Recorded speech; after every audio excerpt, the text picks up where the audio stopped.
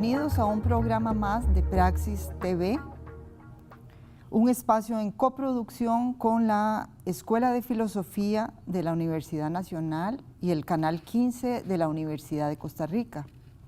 El tema de hoy, Ciencia, Sociedad y Pandemia, estará a cargo del doctor Esteban Picado, bienvenido, decano de la Facultad en Ciencias Exactas y Naturales de la Universidad Nacional, y el máster Andrés Gallardo, académico de la Escuela de Filosofía de la Universidad Nacional. Bienvenido. Muchas gracias. La ciencia juega un papel, un rol en la sociedad y en sí misma no es imparcial. Nunca como en estos momentos de realidad COVID-19, el público ha estado tan al tanto de cómo se consigue una vacuna, cómo se hace un diagnóstico y cuáles fueron las causas de su origen, evidenciando así la operatividad del pensamiento lógico-científico. ¿Cuál es el papel de la ciencia en la pandemia en la actualidad? Bien, la ciencia tiene una serie de relaciones a distinto nivel y de distinta forma con la sociedad. Se conecta a nivel, como bien dices, en la primera línea de batalla. Está en donde están el foco viendo el tema del virus, el tema de la epidemia, de la pandemia y de la atención del paciente. Es una mezcla de disciplinas científicas atendiendo una situación concreta. Sin embargo, la ciencia también está trabajando una serie de actividades que se relacionan con la pandemia. Seguimos viendo cuál es el efecto de este enclaustramiento en el cambio del clima, del comportamiento de la vida silvestre.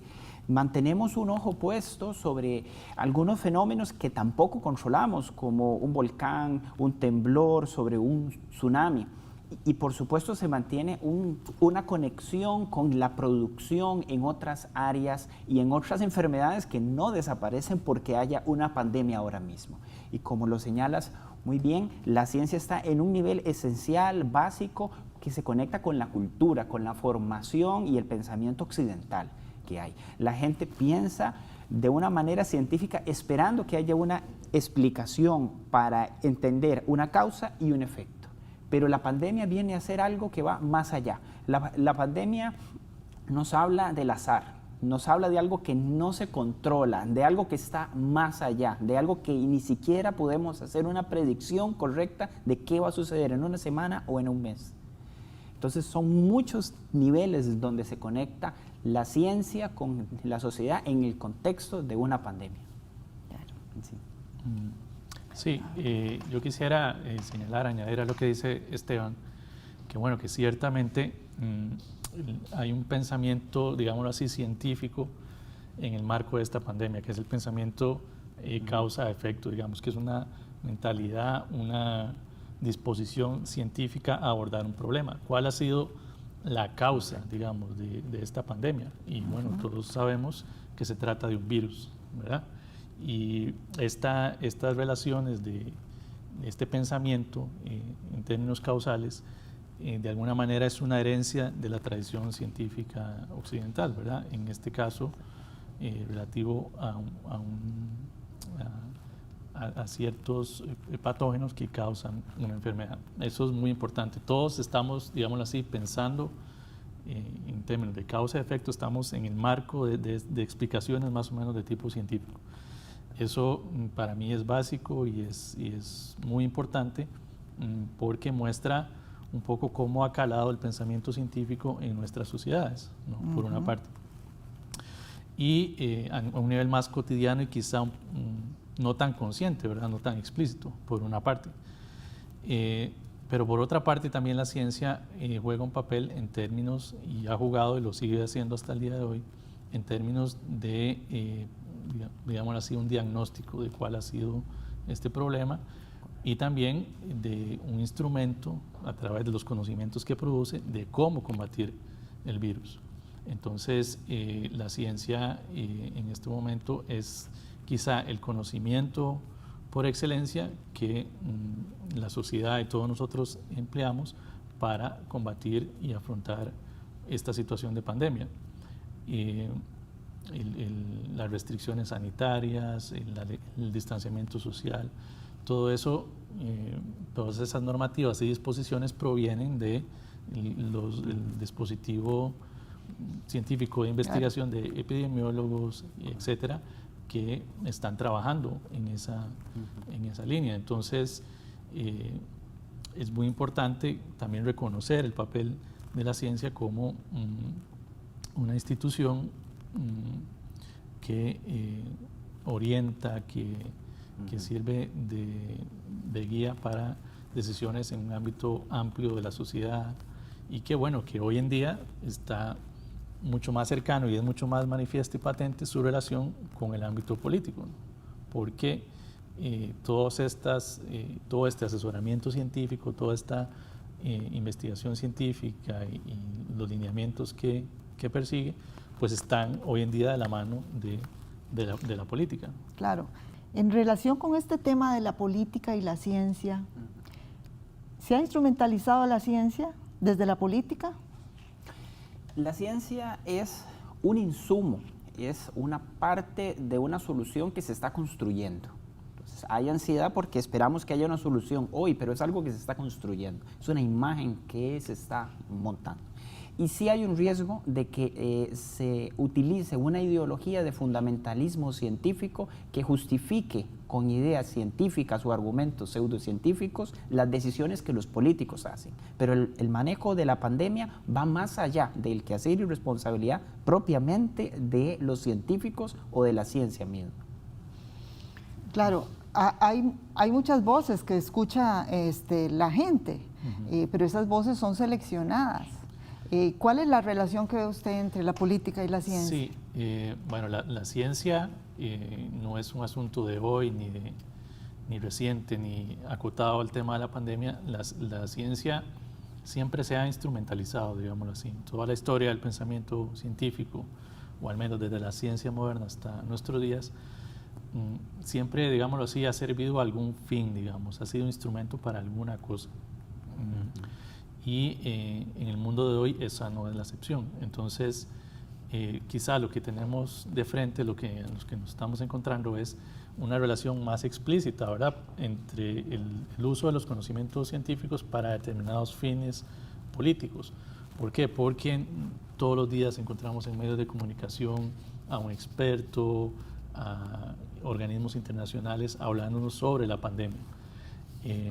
Y esa relación, entonces, hoy en día se ve mucho más estrecha, más cercana, pero no es nueva, digámoslo así.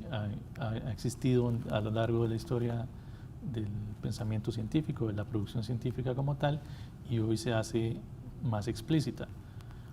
¿Cómo se emplea, se utiliza, se instrumentaliza ese conocimiento? Pues bueno, ya ahí juegan un montón de variables y un montón de aspectos que a nivel de sociedad hay que tomar en cuenta, ¿no?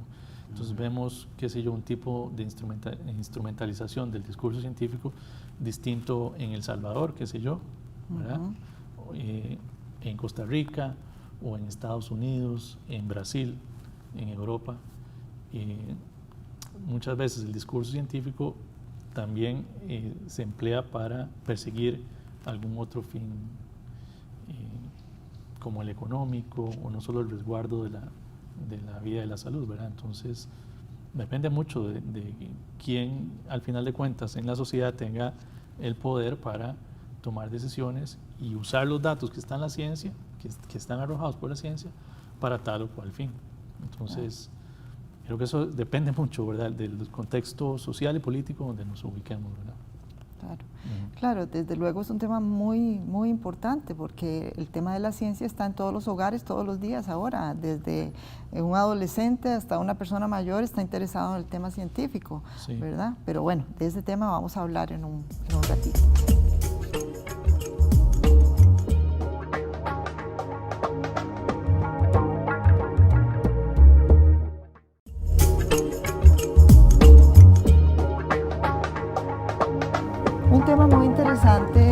El que nos trae aquí hoy en día, Ciencia, Sociedad y Pandemia, Está con nosotros el doctor Esteban Picado, decano de la Facultad en Ciencias Exactas y Naturales de la Universidad Nacional, y el máster Andrés Gallardo, académico de la Escuela de Filosofía de la Universidad Nacional. Estábamos conversando sobre las posibles relaciones entre la política y la ciencia, ¿verdad? Y cómo también la ideología pues está de sustrato en todo este tema. No sé si podemos conversar un poquito más sobre la instrumentalización posible que tiene la sociedad y la ciencia. Ok. La política necesita darle al pueblo una narrativa. El político es parte del pueblo, es una persona susceptible al COVID. Sin embargo, como autoridad necesita de un discurso. Habrá sociedades en donde el discurso viene desde lo religioso.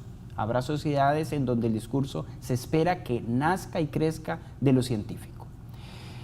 Esa instrumentalización en realidad es un matrimonio en donde la relación es saludable porque el uno le da insumos al otro. El riesgo que hay es imaginarse a la ciencia con una C mayúscula, ¿verdad? Que la ciencia es una única cosa donde todas las disciplinas marchan y caminan al mismo ritmo, donde todo es armonía. Pero lo que estamos viendo aquí es que la pandemia es algo complejo, algo que mezcla varias disciplinas científicas con distintos objetos de estudio. Eso es difícil de articular en un tiempo tan corto. La política y la prensa necesitan una narrativa y muchas veces se justifica las decisiones de la política, las decisiones que a veces nos ponen en entredicho la democracia y los derechos que tenemos como la libre circulación, poniendo como justificación lo que viene de la ciencia, lo que la ciencia dice. Hay una cultura que tenemos que trabajar. Hay que formar al científico en su rol de asesoramiento científico, es decir, de acompañamiento a la política y de diplomacia científica, es decir, esos temas que son comunes más allá de las fronteras, en donde la ciencia sirve para eso. Y la pandemia es una oportunidad para que la diplomacia pueda florecer y tengamos esas metas comunes que es vencer a este virus. Claro. Desde Andrés, como filósofo, hay un aspecto de la ciencia que es el pensamiento científico y otra que es la industria científica. Sí. ¿Cuál en este momento está siendo más, digámoslo así, llamada a la sociedad? Bueno, voy a quizás reiterar un poco lo que había dicho en un bloque anterior, pero para ilustrar esta idea. La pandemia se produce indistintamente o en el marco más bien de una dinámica cultural de producción científica, ¿no? Y bueno, esa dinámica de producción científica que ya se venía desarrollando durante los últimos 30, 40 años, es la misma entonces que ahora se produce, se origina en el marco de la pandemia y en la búsqueda de soluciones a la pandemia. Entonces, lo que tenemos en los últimos 30, 40 años es un fenómeno de producción que algunos pensadores, algunos filósofos de la ciencia y científicos también denominan una etapa de tecnociencia, digámoslo así. Y una de las características principales de este periodo de tecnociencia, como bien lo señalaba, es que la producción científica se desarrolla mayoritariamente en laboratorios privados con fines principalmente de tipo comercial e industrial.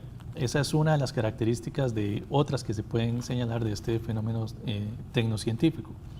Entonces, en el marco de la pandemia, entonces, esa dinámica continúa, ¿no? Y entonces lo que tenemos son 3 o 4 laboratorios top a nivel mundial, en este momento ya desarrollando ensayos clínicos en seres humanos. Una vacuna.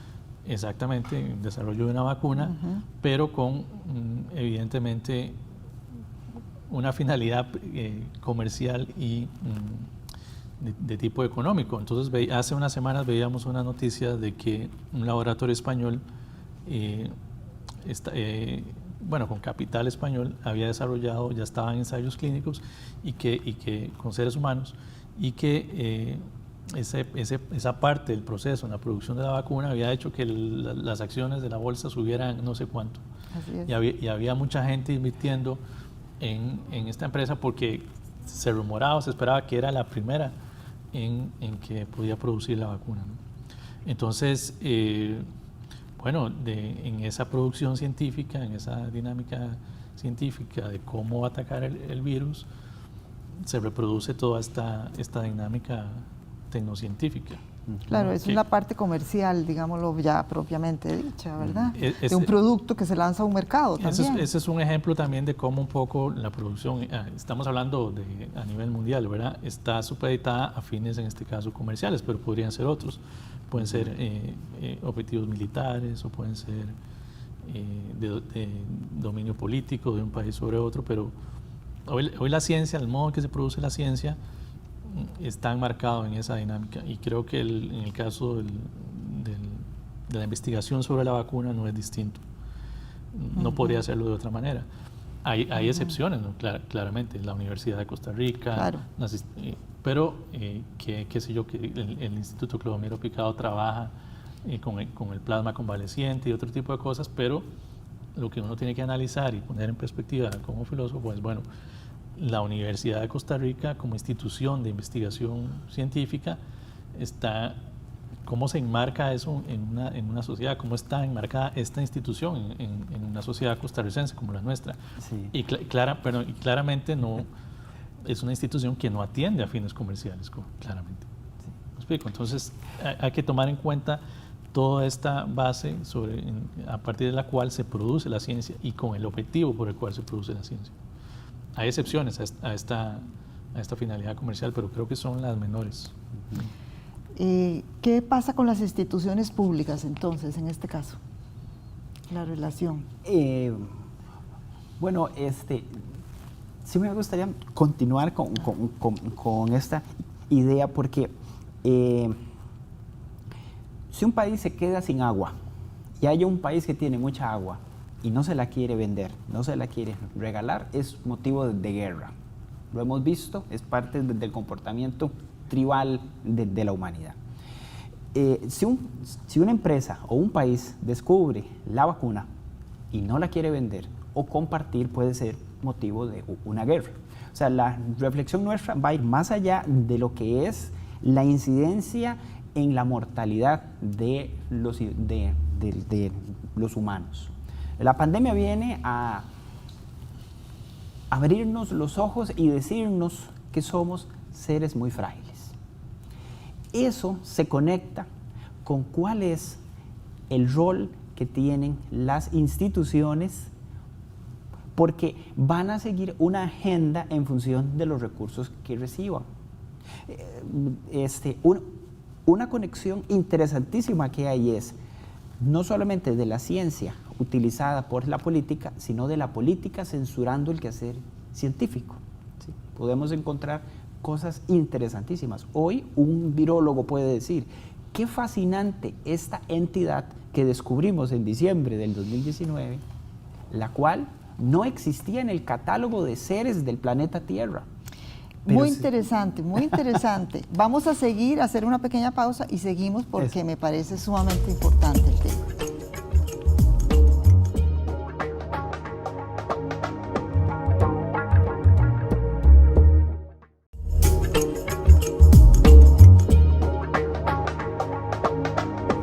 Estábamos comentando sobre el virus como una entidad que recientemente ha sido descubierta, ¿verdad? Justamente, sí, el virus, como todos los virus que no sabemos si están vivos o muertos, es una entidad que ha irrumpido y ha roto la burbuja en donde estábamos. Una zona de confort en donde la humanidad sentía que éramos excepcionales, distintos a los demás entes que habitan en el planeta Tierra. Se rompe esa burbuja y se nos dice, son seres frágiles. Ustedes tienen una existencia que está condicionada por cosas que no controlan, y eso es algo que entra en conflicto con el pensamiento occidental. Claro. La ciencia siempre nos ha dado soluciones de explicación en parcelas de la realidad. Pero esto es un fenómeno global, es un fenómeno grande que corta lo que las teorías pueden decir y entonces desborda lo que un experto pueda decir. Algo que es fundamental es diferenciar cuando tenemos un comité de expertos que llegan a un consenso a que eso sea una verdad. La ciencia está construyendo una visión de lo que es este virus, cómo interacciona con las otras especies, cómo interacciona con nuestra especie, cómo es que se reproduce. Pero lo cierto es que nos encontramos en una realidad distinta, o sea, se nos ha roto nuestra visión del mundo y tenemos que construir otra como humanidad. Claro, y es que esta situación de la pandemia, junto con la capacidad que tienen las redes sociales y los medios de comunicación de, digámoslo así, de dar tantas opiniones al mismo tiempo y simultáneamente, evitan cualquier análisis reduccionista, ¿verdad?, sobre el hecho. Ese es algo que no se, con lo que no se contaba. Sí, es un aspecto muy importante y creo que lo que planteaba Esteban también hace un momento apunta en esta dirección, es decir, la pandemia, incluso en el marco de la ciencia, la producción científica, no preocupa solo a un tipo de experto, sino que es un conjunto amplio de expertos, de saberes científicos que tratan de combatir, en este caso, la pandemia, de encontrar soluciones, de encontrar la vacuna, y eso es importante, ¿verdad? No es un experto, sino un conglomerado de expertos y de saberes. Incluso, qué sé yo, hasta la psicología entra en juego en este manejo de la pandemia, ¿no? Han habido situaciones producto del confinamiento que la gente se les produce estrés, etcétera, que bueno, también es una disciplina científica que entra en juego, ¿verdad? Exacto. Esto, solo para ejemplificar. Una frase, conocemos la genética de este virus, del mismo modo que conocemos el del SIDA y conocemos el de la gripe común, pero no hay vacuna para ellos. O sea, hay una posibilidad real de que no encontremos nunca esa vacuna y estemos obligados a enfrentarnos a una nueva realidad. Eso era una presentación. Y a una nueva forma de vivir también. Sí, exacto. A una nueva forma de vivir, que bueno que es. Sí. Por una parte, entonces mencionaba esto de las diferentes disciplinas científicas que entran en el manejo. Y bueno, por las situaciones que bien señala Esteban también. Ese es uno de los aspectos. El segundo de los aspectos es que interesa para la discusión de la producción científica, de la dinámica científica, es que, y aquí lo hemos hablado un poco, es que la ciencia es una institución más dentro de la sociedad que tiene múltiples relaciones con otras instituciones y otros ámbitos de la sociedad. Ya hemos señalado algunos, ¿verdad?, como el ámbito político, el ámbito económico, y esas relaciones también nos permiten señalar que atender el problema de la pandemia no es un asunto exclusivamente de la ciencia. Entonces ya no es solo los diferentes saberes que entran en el manejo, ahí hay una pluralidad por un lado, pero tampoco es solo la ciencia. También está la política, también está la economía, también entran, bueno, la economía podría... y la educación, que se tenga en un país, en un lugar. Habrían dimensiones éticas, digamos. Exacto. El entonces, autocontrol social. En ese entramado es donde la ciencia tiene que saber servir, por una parte, para encontrar alguna solución, y por otra saber hacer una balanza con estas otras dimensiones, ¿verdad? Todas las discusiones sobre la pandemia, sobre el virus, no son exclusivamente científicas en términos de cuál es su composición genética o cómo... Eso no reduce la discusión sobre el virus. Claro, porque no solamente estamos hablando de ciencia ahora, o sea, estamos hablando de ciencia y también de ética, ¿verdad? de cómo, cuáles son las relaciones de la ciencia en la sociedad actual. Exactamente. Sí, hay 3 elementos importantes aquí. Uno es que no podemos sacar generalidades éticas en donde se diga, como sucedía hace 400 o 500 años, que esta plaga es una maldición, que es Dios que hace un castigo, sino que tampoco se puede afirmar hoy que es porque hemos avanzado sobre la naturaleza sin respetarla a ella, entonces la naturaleza se venga. No, nosotros sabemos que las plagas han existido desde siempre, son consustanciales a los que habitamos aquí. Es cierto que necesitamos construir un atlas de la pandemia, aquellos atlas cartográficos muy lindos en donde uno encontraba muchos mapas. Este mapa era de la geología, este otro sobre la flora y fauna, este otro sobre la gente que vive aquí y de costumbres. Bueno, la ciencia contribuye con algunos de esos mapas, pero no son todos. De hecho, es la filosofía la que está llamada a construir un atlas filosófico de la pandemia que nos muestre qué complejo es el tema. Y sobre todo, como mapa, se recupera algo importantísimo y es ese rol de darle sentido a las cosas y orientarnos. Julio Verne nos decía, es que no hay nada como encontrarse un mapa en medio del mar, porque ya sabes para dónde tienes que navegar, hacia dónde vas, y eso es lo que nos hace falta ahora.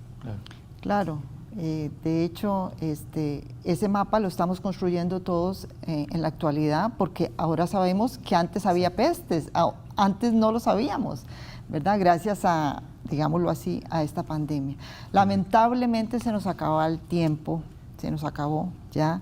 Les agradezco muchísimo la participación en este programa y a todos ustedes por la sintonía y esperamos vernos en la próxima edición más de un programa de Praxis TV. Muchas gracias. Gracias.